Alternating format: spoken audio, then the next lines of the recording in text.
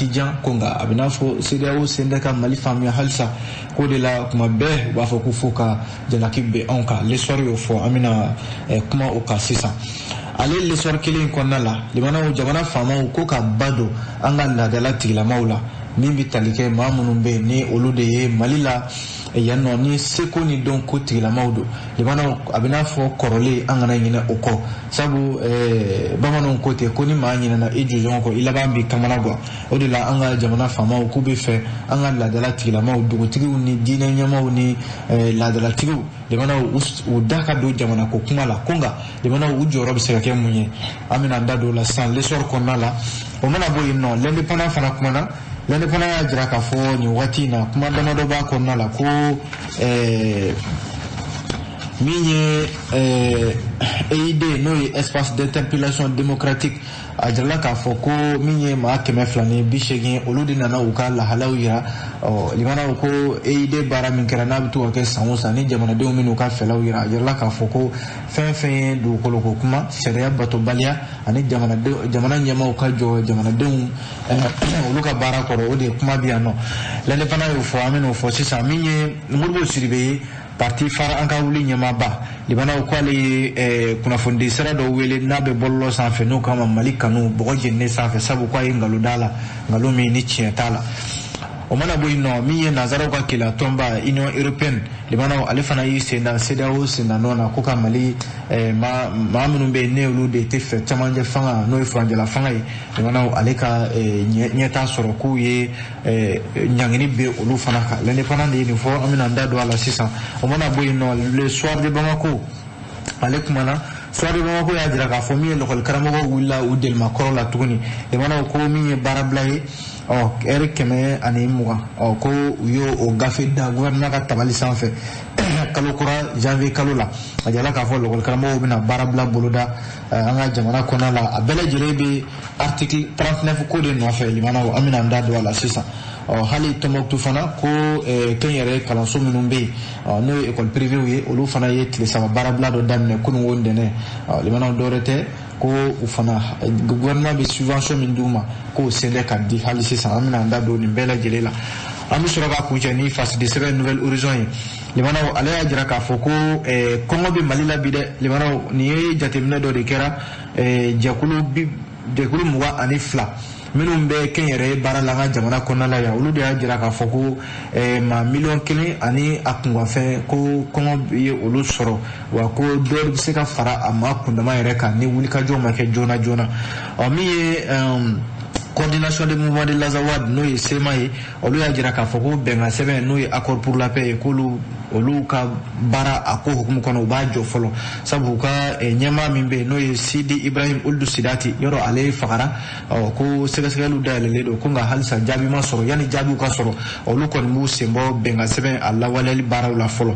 an bɛ sɔrɔ k'an kuncɛ ni kunnafoni goma min ye limanaw an kunnafonidilaw an bɛ dusukasi kɔnɔna la bi ala ka wele sera min ye Mali kunnafonidilaw ka ɲɛmaa kɔrɔ ma n'o ye Magan Kone ye a kɛra kunungo yɛrɛ limanaw maison de la presse ale ye kunnafonidi kɛ ka ɲɛsin kibaruya ma limanaw ala de ka ko don dɛ an bɛna an da don a la sisan an b'a daminɛ ni fasidi sɛbɛn l'histoire limanaw an y'a fɔ sisan kuma daminɛ na min bɛ tali kɛ CEDEAO yɔrɔ Mali bɛ CEDEAO jɛkulu kɔnɔna la jɛkuluba min filɛ nin n'ale de bɛ farafinna tile bi yan fan fɛ ni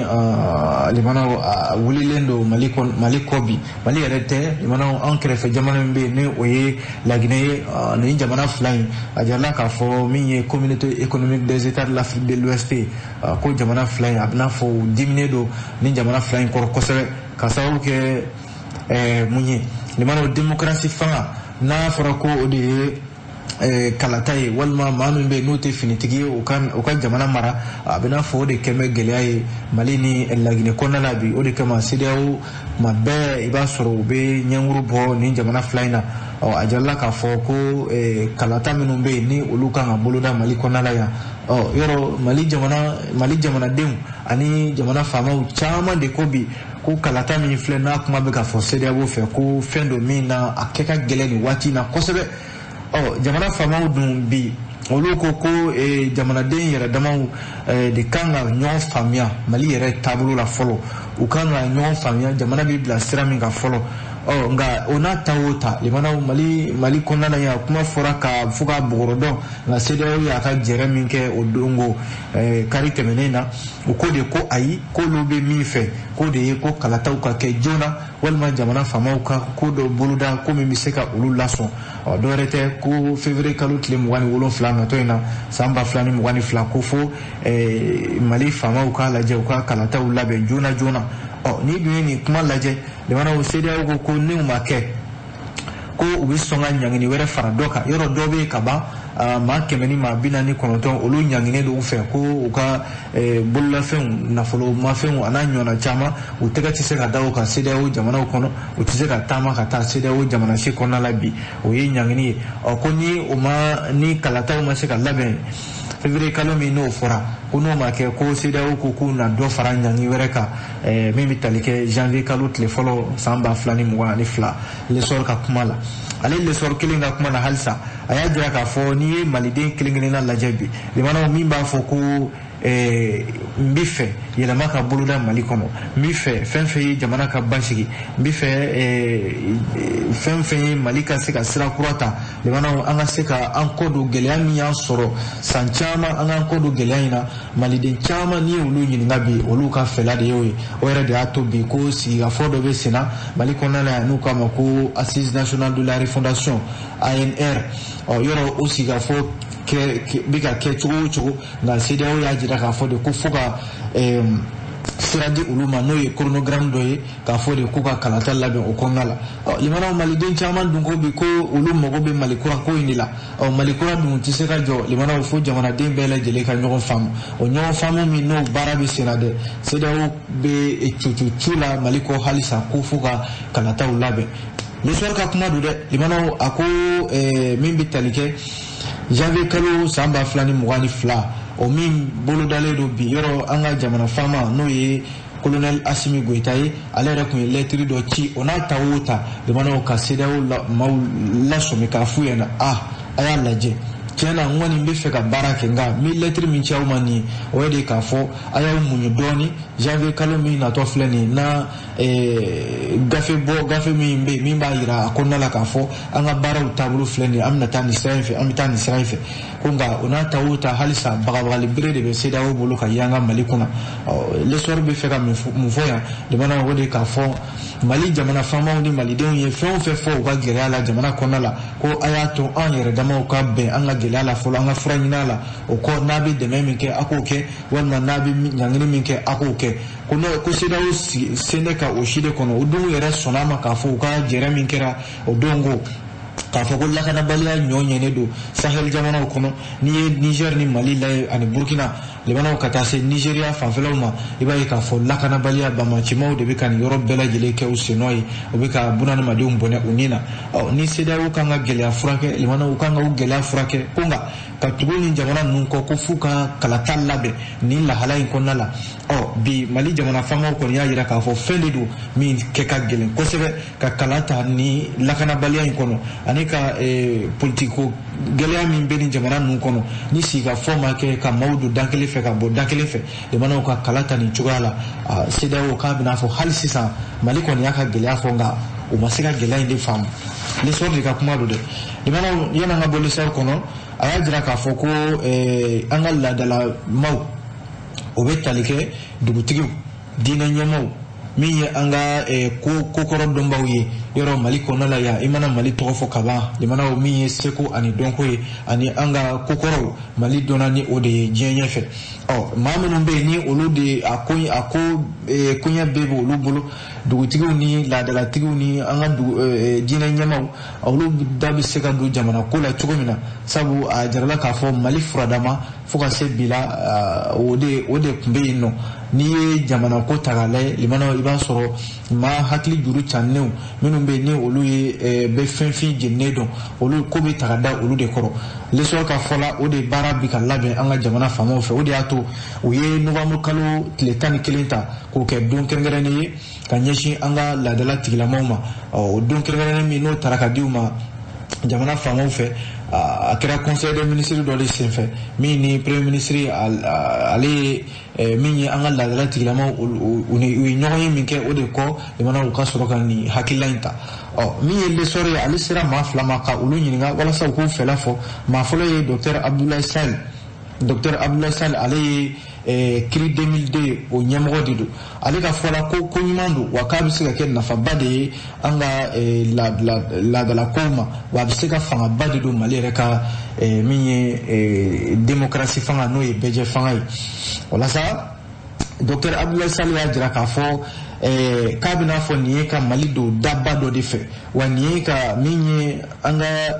tiɲɛ min tora an ye limanaw n'a fɔra k'a fɔ Mali donna ni fanga belebelebaw ye i n'a fɔ empire du Mali, empire Songhai, empire du Ghana limanaw nin bɛɛ lajɛlen kun ye Mali dɔfɔw ye nin bɛɛ lajɛlen mun to anw ye limanaw o ye an ka kokɔrɔw minnu bɛ ni o kɛra jamana yɛrɛ jɔsenbaw ye minnu kɛra sababu ye bɛɛ lajɛlen bonya ta ka da Mali kan o de sababu la a ka kan bi ni Mali ko kuma bɛ fɔ ni jamana yɛrɛ jɔli ko kuma bɛ fɔ min ye an ka laadala tigilamaw ye an k'an kɔfilɛ u la kuma da ka di u ma jɔyɔrɔ ka di u ma u fana ka se k'u fɛla fɔ jamana kɔnɔ docteur Abdoulaye Sall y'a jira k'a fɔ n'i ye an ka yɔrɔ baarakɛyɔrɔw lajɛ i n'a fɔ minnu bɛ yen ni olu ye jamana yɛrɛ jɔsenbaw ye kɛrɛnkɛrɛnnenya la e ka taa an ka kuma tigiw n'o ye jeliw ye limana i b'a sɔrɔ numulakaw bɛ yen min ye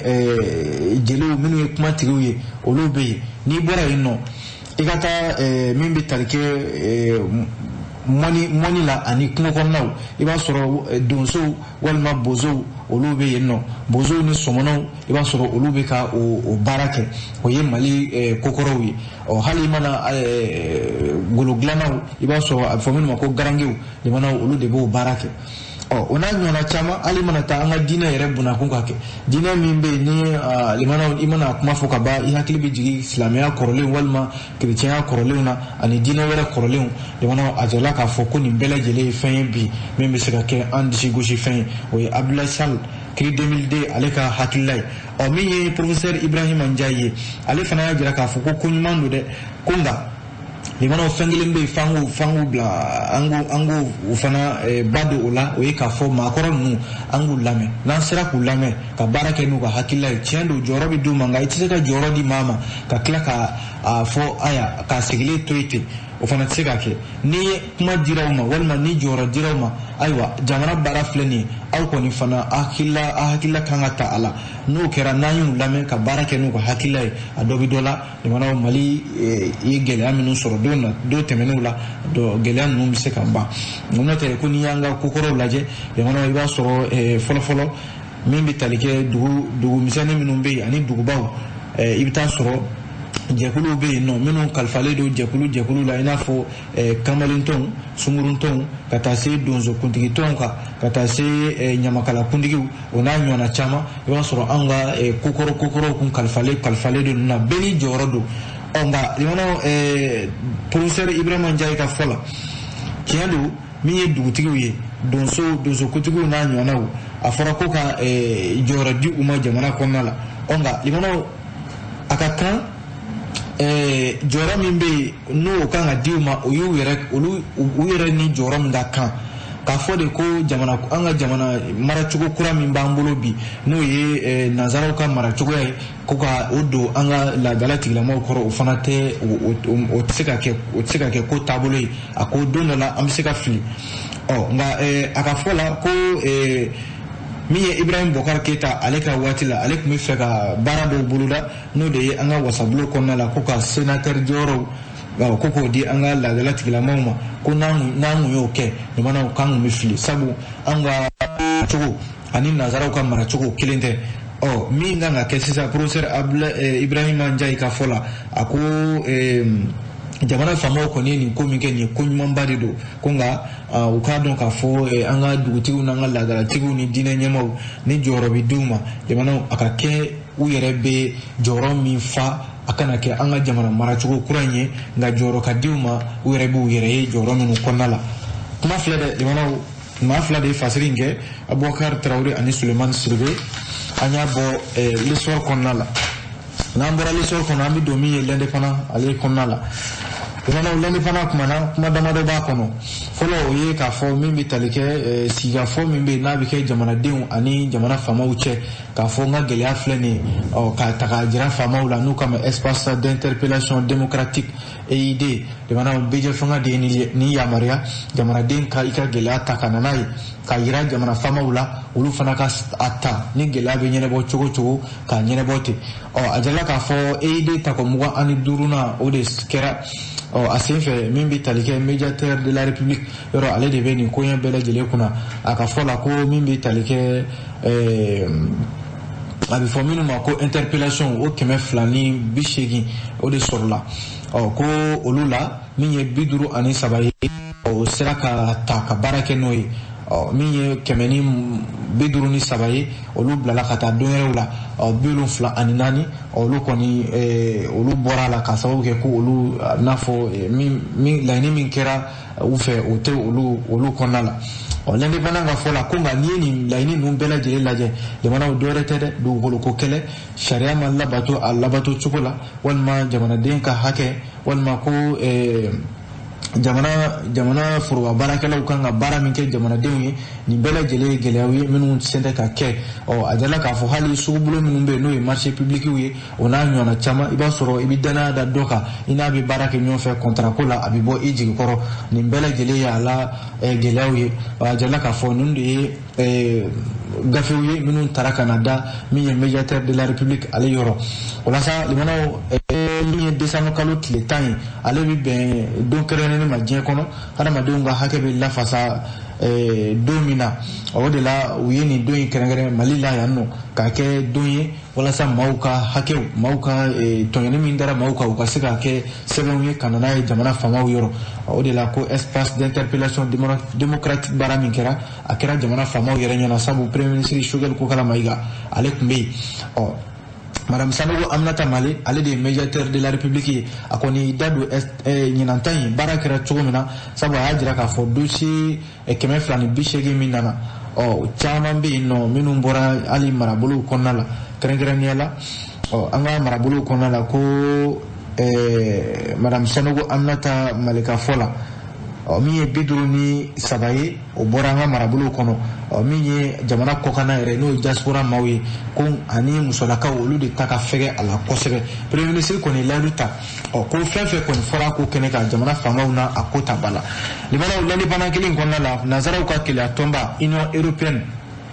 ale ajira ka foko mauma be ku sigara ola malila yanno Frangela fanga mi nambo kono ko sigara ula ka foko o de bika freke do Frangela fanga senanati ga nyeta sorobi ko abna fo nazara ko kila tomba union européenne ali senda nona sabu yoro CEDEAO keleno ka mali nyangebi mi union européenne ali fana flene ka o nyang berekele ndeta o yajira ka foko mama be no ko o sembe ni kununa kunungonde ne ko uka bola fen ani uka ubetama minge ka bo mali kona la katan nazara jamana uka kuyo bela jele tike union européenne ka batakimi no yoke uya jira ka fo uba jaguya mauka maamenu be ni uya ka fola olude kembe friki lakana baliala olude kembe friki mali basigi baliala wa ko politiko gele ambe mali la no olu chama de be minu mbika friki do barawla hanna so law ka communiquer kono dimana ukon mama ta toma nga uya jira ka fo nyangini bere kon bu bolo ukeleno ka be ma toka nga ukofana dimana ka kuma labana kulu na to sahel jamana kerefe ka olu deme akira hadamadiya hakewu akira lakana baliya yo ko ka okele yana ngabo indépendant kono dimana nudu siribe ale ajira ka fo ko kungalu ndarala dimana ko ka sababu ke kwani madow be jela no ye France ambassade ko ka basigi balia do mali kono walma ka fanga ko d'Afrique modu siribe yaro alete madu le anga jamana kono politique madu politique tombe no kama far ankawuli de mana o nyamamba de modu siribe wala sa nuvamu kalut le mwa ani flat meni samba flani ngwani kile atila jigilo do ajala ka foko jado be video min konna la ajala ka fokuma do ba kono komi France kala sigide mimbe malila ani premier ministre ko morgo siribe limana ko lube jela ko ka bɛnbɛnbɛn ta fanga kama ni kunnafoni jateminɛ l'indépendant ka fɔ la kuma in kɔni fɔra limanaw Modibo Sidibé y'a jira k'a fɔ nin kɔni ye lanɔgɔli yɛrɛ kɔda de ka ɲɛsin ale yɛrɛ ma sabu ko nin ye ko ye ko min na kunnafoni di sira min bɛ yen n'u k'a ma ko Mali kanu limanaw ka ale ja ta ko ni maa wɛrɛw politiki maa wɛrɛw ja bila ɲɔgɔn kɛrɛfɛ k'a fɔ ko aya Faransi lasigiden min Mali la yan ko ye nafolo caman de ta ka di u ma nafolo min na a na kɛ o de y'u sara ye k'u ka fanga min bɛ yen sisan limanaw ka fanga ka sugusuguma ka fira n'u kan o de la ni ye jateminɛ kɛ Modibo Sidibé kunnafoni bɔra ka bin waati min na o yɛrɛ y'a sɔrɔ ko Modibo Sidibé limanaw a ma bɔ ka taa yɔrɔ si a b'a ka so a tun bɛ ka maaw bisimila a ka so a don nka ne ko o ma ko fɔlen ko ni maaw ye jɛ kɛ o waatini ko ni Faransi ka lasigiden ko o n'olu ye ɲɔgɔn ye k'u ka nafolo caman di o ma ko k'a fɔ yen k'u bɛ fɛ ka jamana dafiri limana Modibo Sidibé ko nin ko in kɔni tɛ se ka to tan sariya bɛ fɛn bɛɛ lajɛlen sanfɛ ale na ko in ta ka taa sariya ɲɛkɔrɔ kɛrɛnkɛrɛnnenya la Bamakɔ sigida 4 tribunal n'o ye tribunal de grande instance de la communication a ye ko in ta ka taa bila o ɲɛkɔrɔ kunnafoni sira min bɛ bɔlɔlɔ sanfɛ n'u kama ko Mali kanu limana ale de ye nin kuma fɔ mun tora sa kunnafoni sira Mali kanu yɔrɔ Modibo Sidibé ko kuma in tiɲɛ tɛ ale k'a yira sa ale tiɲɛ bɔ yɔrɔ min na n'a sɔrɔla kuma min fɔra ni Modibo Sidibé n'a se b'a la ne ka kuma tɛ nin ye dɛ limanaw an ye nin bɔ l'indépendant ale de kɔnɔ n'an bɔra l'indépendant kɔnɔ an bɛ don min ye le soir de Bamako ale kɔnɔ limanaw a y'a jira k'a fɔ ko lakɔli karamɔgɔw ko wulila u delimakɔrɔ la kokura sabu n'i ye jateminɛ kɛ lakɔli karamɔgɔw bɛ nin kɛlɛ la a mɛnna o ye k'a fɔ u ka hakɛ min bɛ yen ni u k'a ma ko article 39 sariya de don sariya min n'a taara jamana faamaw fɛ ka di lakɔli karamɔgɔw ma k'u ye lasɔmini sɛbɛn dɔ bila gouvernement ka tabali kan heure 120 o de ye u ka laɲini ye k'u bɛn'o baarabila kɛ don nataw la walasa article 39 ko kuma min n'a bɛ sen na a mɛnna limanaw syndicat de l'éducation scientifique du 15 octobre lakɔli karamɔgɔw ka lafasali kuluba min filɛ nin ye kununko ntɛnɛn u ko ko n'i y'a ye olu wulilen bɛ k'u jɔ bi a bɛ n'a fɔ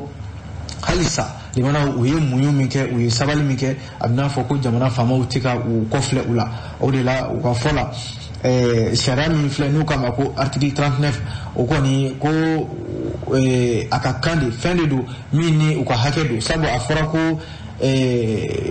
minan kɛrɛnkɛrɛnnen bɛ yen n'o ye statut ye statut min n'o bɛ an ka cɛmancɛ kalanso n'o ye enseignement secondaire enseignement fondamental enseignement préscolaire et spécial olu de ka hakɛw don article 39 kan ka di minnu ma ko nka u nana ye k'a fɔ tiɲɛ yɛrɛ la hali an bɛ waati min na ko sisan limanaw foyi sen tɛ ka kɛ nin sariya kisɛ in na o de la u ko k'u bɛ fɛ ka tile 5 baara bila a bɛ bɛn heure 120 de ma min kan ka daminɛ janvier kalo natɔ in janvier kalo natɔ in tile 4 ka taa bila a tile 6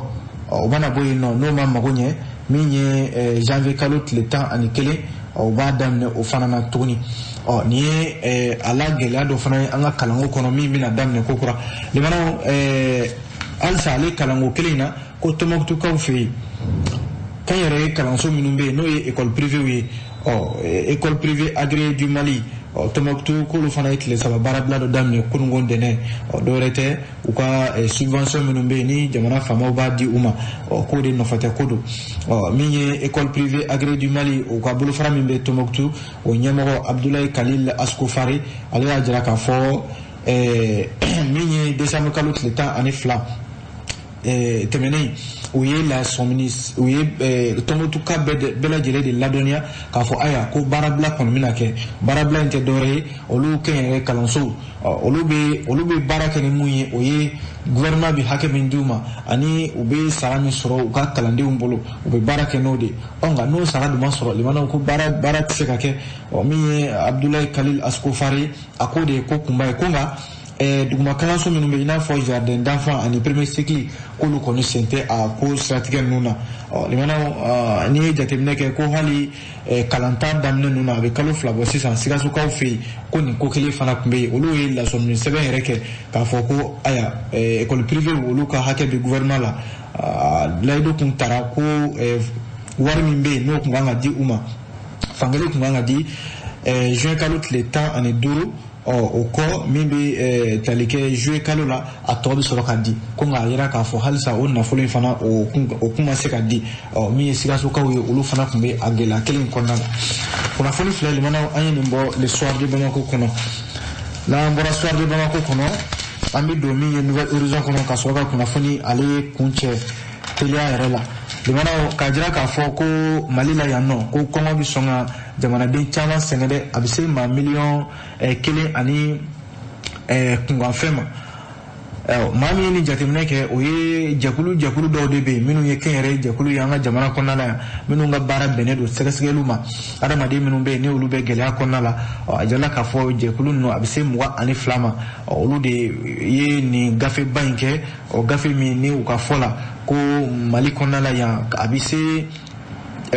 san 3 ɲɔgɔnna ka tugu ɲɔgɔn na ko kɔngɔ de bɛ ka maliden caman sɛgɛn bi kɛrɛnkɛrɛnnenya jamana yɛrɛ kɔrɔyan fan fɛ u ye misali ta Gawo mara kan ko min bɛ tali kɛ Gawo mara la ko min ye waati yɛlɛma kɔlɔlɔ ye ani coronavirus fo ka taa se sɔrɔ yɛrɛ yakubayali ma o kɛra sababu ye Gawo mara la min ye kɔngɔ ye ka juguya ye kosɛbɛ wa Gawo yɛrɛ dɔrɔn tɛ Mali kɔrɔyan fan fo ka na se jamana cɛmancɛ bolo ma ONG minnu filɛ nin n'a bɛ se 22 ɲɔgɔnna ma u y'a jira k'a fɔ u ye nin sɛgɛsɛgɛli min kɛ ni wulikajɔ ma kɛ joona maa minnu bɛ yen n'olu ye jamana faamaw ye u ni dɛmɛbaw k'u bolo di ɲɔgɔn ma joona walasa kɛrɛnkɛrɛnnenya denmisɛnnin fitinin minnu bɛ yen jamana n'olu si ma se san 5 ɲɔgɔnna ma k'a bɛ sɔn ka dadigi kɛ olu de la kosɛbɛ ani musolakaw o de ye kunnafoni yɛrɛ ye limanaw an b'a kuncɛ ni nin kunnafoni ye min n'a a man di sabu limanaw Mali kunnafonidilaw bɛɛ lajɛlen bɛ dusukasi kɔnɔna la bi ka sababu kɛ ala masaba ala ale ka wele sera min bɛ tali kɛ an ka kunnafoni soba n'o ye maison de la presse o ɲɛma kɔrɔ n'o ye Makan Kone ye limanaw ale ma kunungo walasa maison de la presse yɛrɛ ale ye bataki kɛ ka ɲɛsin an baarakɛɲɔgɔn ma n'o ye Makan Kone ye min bɛ tali kɛ kunnafoni so min bɛ yen n'u k'a ma ko journal Nouvelle Libération o ɲɛmɔgɔ don radio Rempart o fana ɲɛmɔgɔ don an bɔra ala de yɔrɔ limanaw ala an bɛ segin ale de yɔrɔ kunungo ntɛnɛn o kɛra don kunnama ye kosɛbɛ Mali kunnafonidila bɛɛ lajɛlen yɔrɔ